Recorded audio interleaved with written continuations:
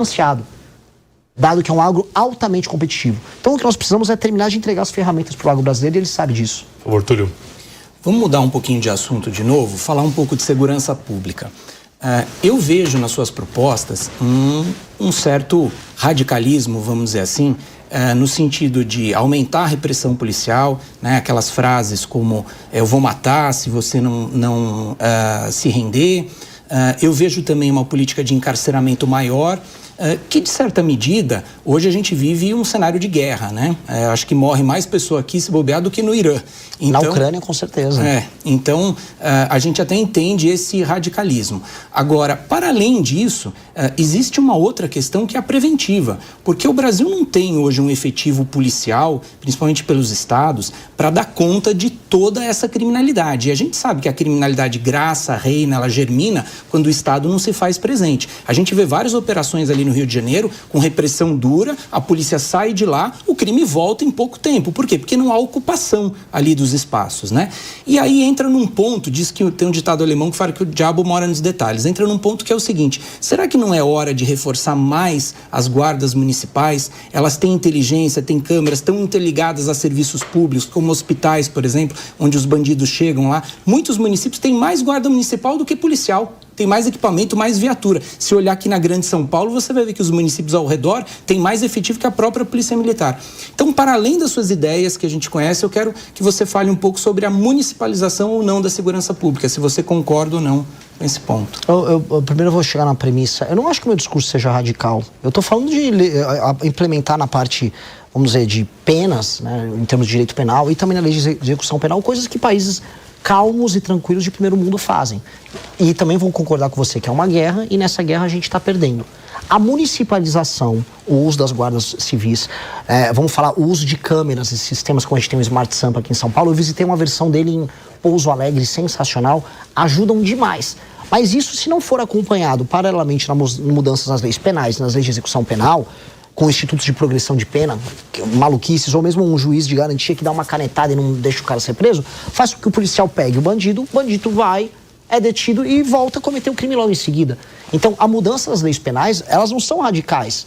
Elas são apenas a constatação de uma realidade, que hoje, mesmo quando a gente tem a tecnologia, a gente não tem um sistema de incentivo bacana que faça o bandido ter medo de ser preso.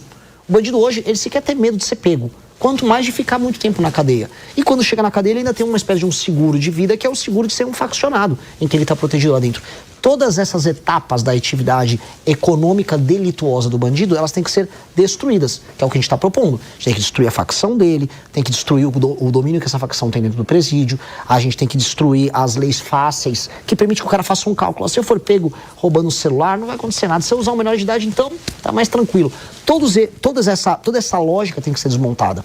O uso do aparato municipal, óbvio que é muito bem-vindo. Adoro a ideia. Mas eu vou colocar uma pequena ressalva de ordem prática. A maior parte dos municípios no Brasil são pouco ou nada sustentáveis do ponto de vista econômico-financeiro. Eles acabam dependendo de cidades polos, que inclusive fazem esses sistemas de monitoramento, para poder garantir, vamos dizer, um funcionamento legal. E é assim que o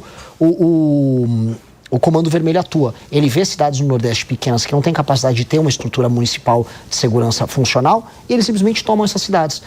A tomativa que o Comando Vermelho e outras facções fazem em cidades pequenas no Nordeste se baseia na incapacidade econômica dessas cidades se sustentarem. Por isso que a destruição da facção em si, do plano de expansão, é um plano que tem que vir do governo federal. Então, concordo, acho bacana, mas isso passa de uma leitura holística da coisa. Entendendo que em alguns lugares nem vai ter municípios capazes de se sustentar para tocar isso. E o senhor defende a prisão perpétua? Defendo a prisão perpétua. Eu defendo que a gente deva abrir discussão para pessoas que cometem crimes hediondos, até da pena de morte no Brasil, mesmo sendo cláusula pétrea. Entendo que eu não terei força, até aquelas batalhas que você sabe que você pode ganhar.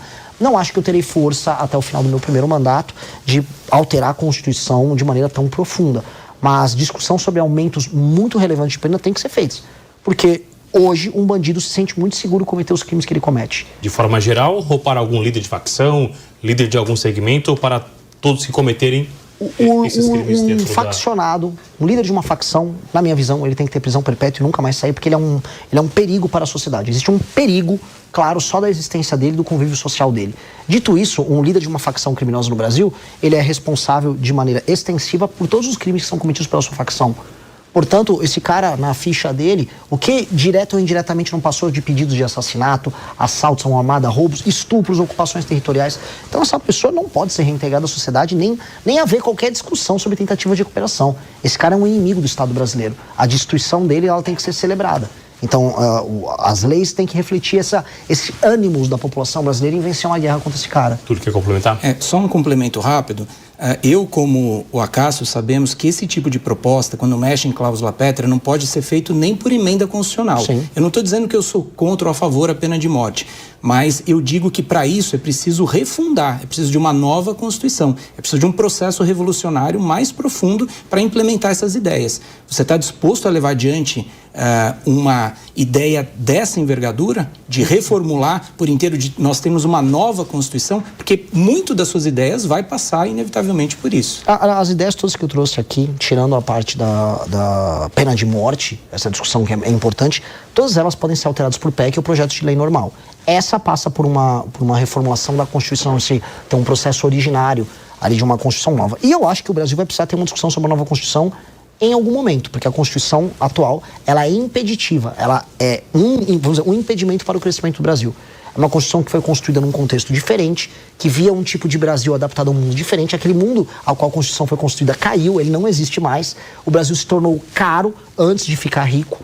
E aí, hoje a gente não consegue encarar problemas óbvios. Por exemplo, para fazer qualquer reforma econômica no Brasil, você tem que ter uma PEC, uma alteração na Constituição. Qualquer tema é constitucionalizado. E aí você tem como consequência disso um STF hiperpoderoso, porque se tudo é matéria constitucional e o Tribunal Constitucional é STF, o STF manda em tudo. E aí, é verdade. Então, a gente vai precisar ter essa discussão. Falando em viabilidade, em execução do meu governo, eu não creio que eu vou conseguir fazer isso no primeiro mandato. Até porque eu tenho outras reformas como a administrativa que a gente falou aqui, que serão prioridade, que elas vão mudar a lógica de funcionamento do Estado brasileiro, que é muito importante. Dito isso, um segundo mandato do Partido Missão, com certeza trataria essa discussão. Tem que botar essa discussão na mesa. A Constituição nossa hoje é um impeditivo para o nosso crescimento. André, por favor. Pré-candidato, mudando um pouquinho de assunto, voltando para a economia,